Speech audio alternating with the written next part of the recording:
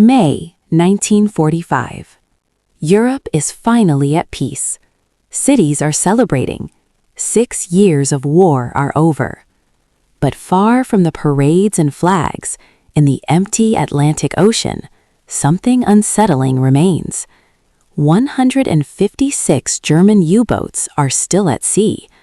No one knows where they are. No one knows what they intend to do. For several days, the ocean is silent. Then, on May 4th, a final message crackles across the radios. Admiral Karl Donitz, creator of the deadly Wolfpack and Germany's new leader for a brief moment in history, gives the last command. All U-boats are to cease hostilities. Surface, fly black or blue flags. Proceed to the nearest Allied port. For the men sealed inside steel tubes beneath the ocean, the war is over. And then they begin to appear. In the foggy waters of Loch Arable, Scotland, Allied lookouts see something surreal. A line of submarines. One, then another, then another. 33 U-boats, gliding in like defeated predators. More arrive in Loch Foyle, Northern Ireland. Harbors across Britain and Norway begin to clog with captured steel sharks. Royal Navy boarding teams step onto their decks, pistols drawn. Inside, they find pale, exhausted, bearded crews. But they also find something else, something that stops them cold. Among the surrendered submarines are ordinary Type 7 boats. But then the engineers find them, the Type 21, the Type 23, the Electrobote, and everything changes. Allied submarines are basically upgraded World War I machines. They must surface every night to recharge batteries.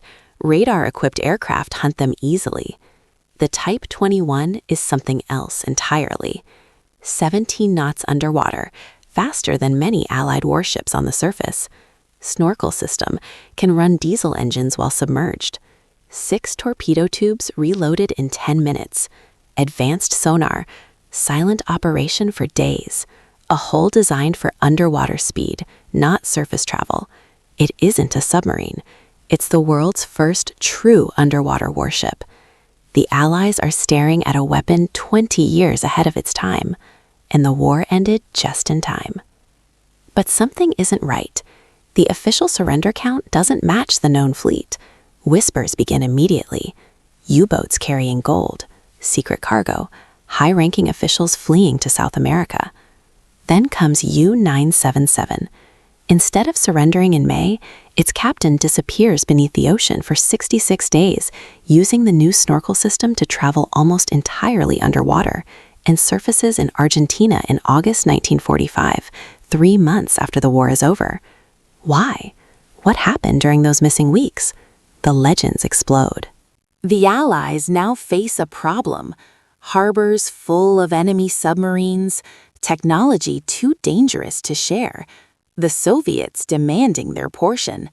So Britain chooses a solution with a chilling name, Operation Deadlight.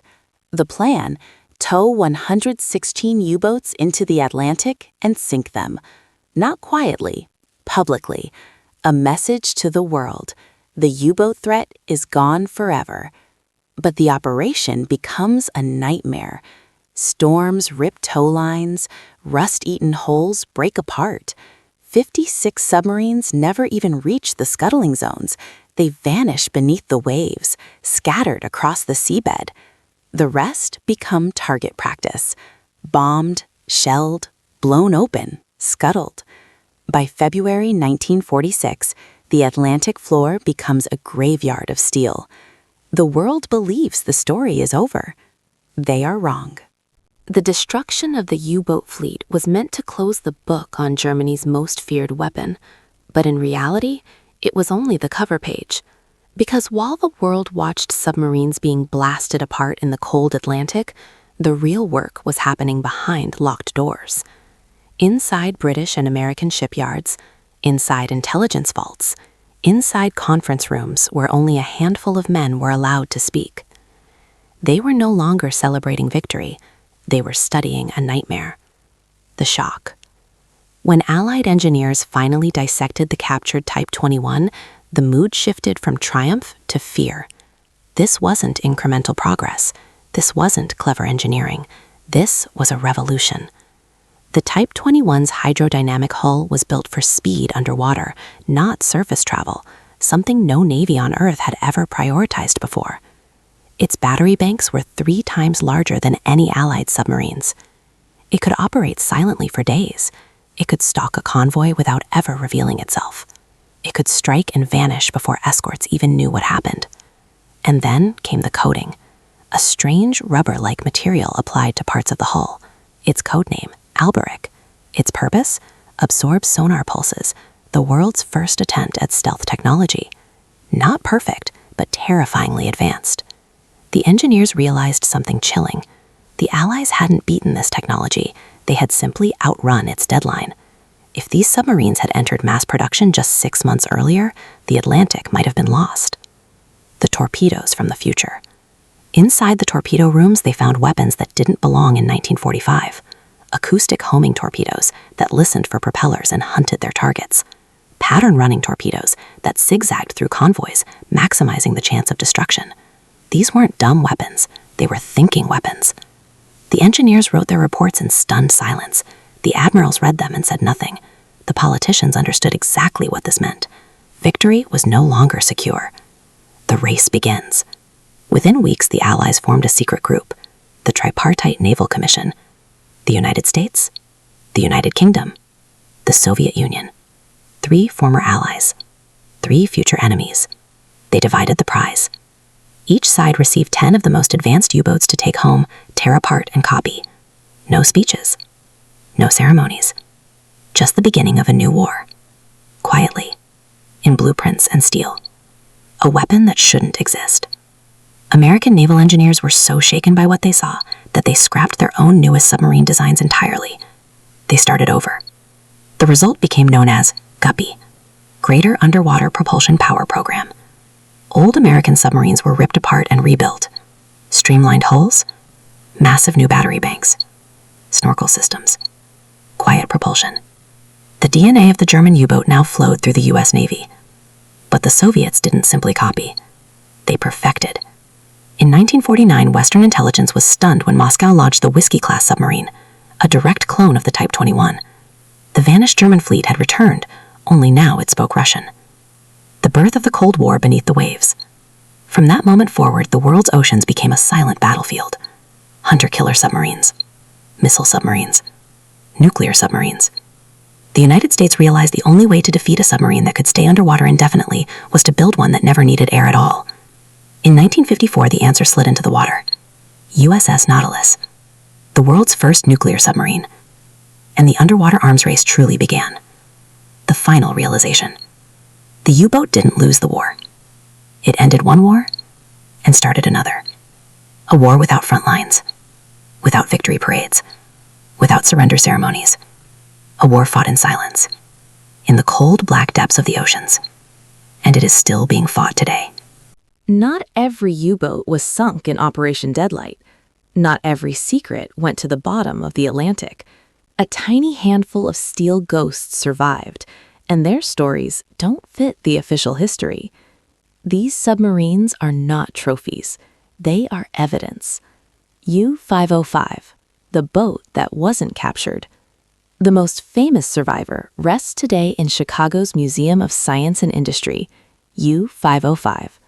The official story says it was heroically captured in June 1944 by a U.S. Navy task force led by the carrier USS Guadalcanal. Boarding parties stormed the deck, sealed the flooding valves, and seized the submarine intact, along with its Enigma machine and codebooks. A spectacular victory. But the story has cracks. U-boat crews were trained to destroy everything and fight to the last breath. Yet the crew of U-505 abandoned ship with unusual speed. Vital systems were left intact. Sensitive material remained on board. And the biggest question: how did a single task force in the entire Atlantic just happen to be in exactly the right place to intercept this one submarine? Some historians quietly acknowledge that Allied intelligence already knew the U-boat's position, and more importantly, what was inside. U-505 wasn't hunted, it was delivered. And after the war, instead of being scrapped like almost every other U-boat, it was quietly preserved and placed on public display, not as a trophy of victory, but as the first technological payment of a much darker deal. U-995, the sub that proved the future. In Lebeau, Germany, sits U-995. Unlike the others, it followed the rules. It surrendered in Norway. It was taken by the Norwegian Navy and even served for years under a different flag, because they knew what it was. U-995 wasn't a relic of the past. It was a blueprint of the future. Eventually returned to Germany, it became a memorial, the acceptable story, the clean story, the one that says the war ended. U-534, the mission that shouldn't exist.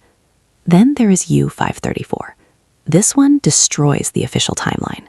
On May 5, 1945, after Hitler was dead, after Berlin had fallen, after Germany had officially ordered all U-boats to surrender, U-534 was still running, not surrendering, not fleeing, on a mission. A British bomber attacked it in the Kattegat. U-534 fought back, even shooting down the aircraft before finally being sunk. Why? Why was it still fully armed? Why was it heading for the deep Atlantic? Why did it ignore the surrender order? When salvaged in 1993, the world expected gold, documents, fugitives. Instead, they found something far stranger. Experimental acoustic homing torpedoes, classified weapons not meant for frontline deployment, piles of documents deliberately pulped by seawater, dozens of bottles of fine wine. Wine?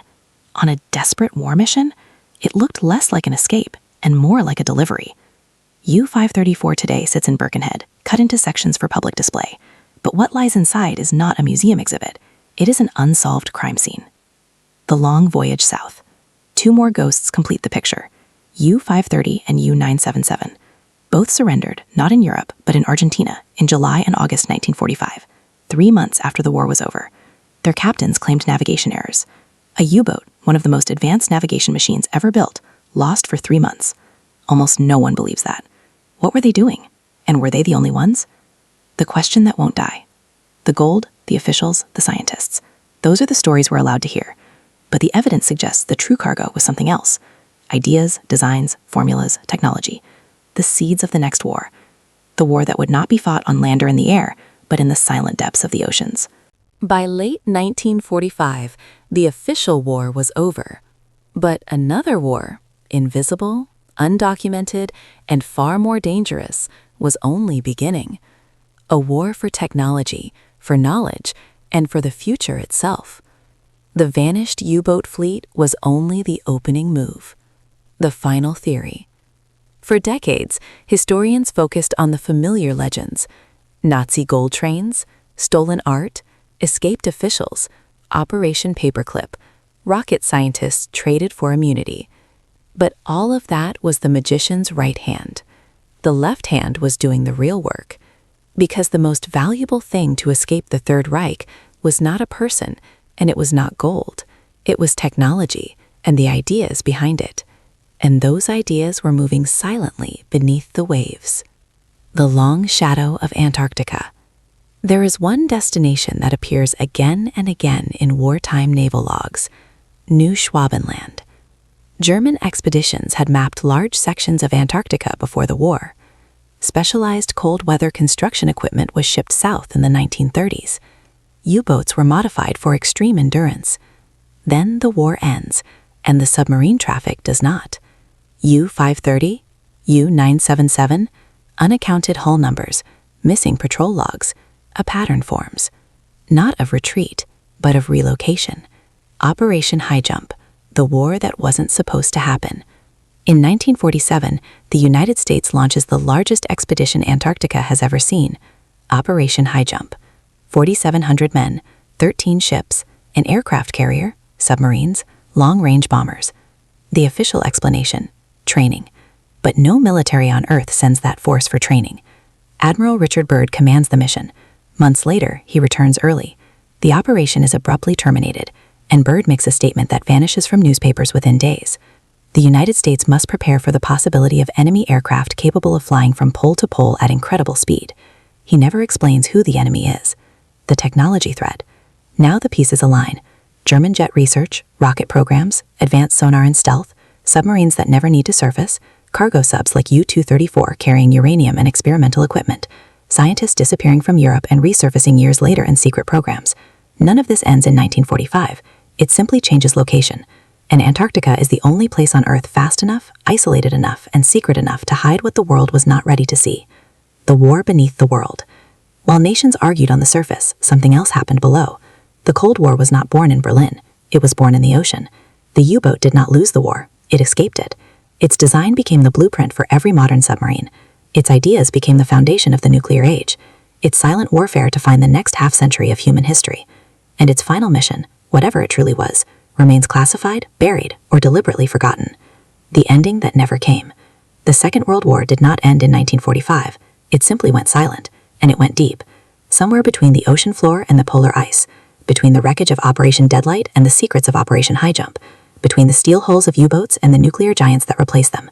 A ghost war continues, one the history books still refuse to name.